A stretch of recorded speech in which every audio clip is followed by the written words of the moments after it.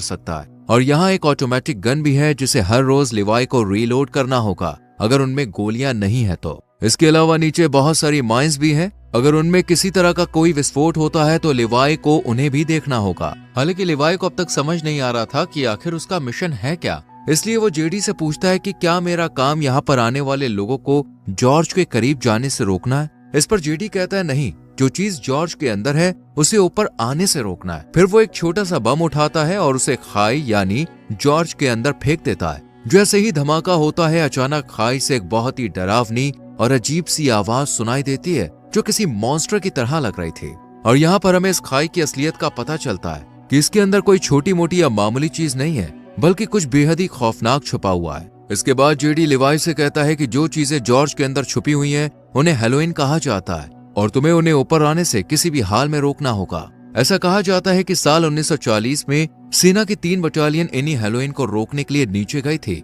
लेकिन वो भी कभी वापस नहीं आई। साथ ही वो लिवाई को एक स्ट्रे डॉग अलार्म के बारे में बताता है। जिस दिन वो अलार्म बजना शुरू हो जाए उस दिन तुम बिना कुछ सोचे समझे बस यहाँ से अपनी जान बचाकर भाग जाना। हालांकि मुझे भी नहीं पता कि ऐसा क्यों बोला गया है, लेकिन मुझे जो पता है बस वो मैं तुम्हें बता रहा हूँ। इतने में इन दोनों की नजर सामने वाले टावर पर पड़ती है जहाँ अब किसी नए अफसर को अपॉइंट किया गया था, क्योंकि पुराने अफसर को 1 साल पूरा हो चुका था।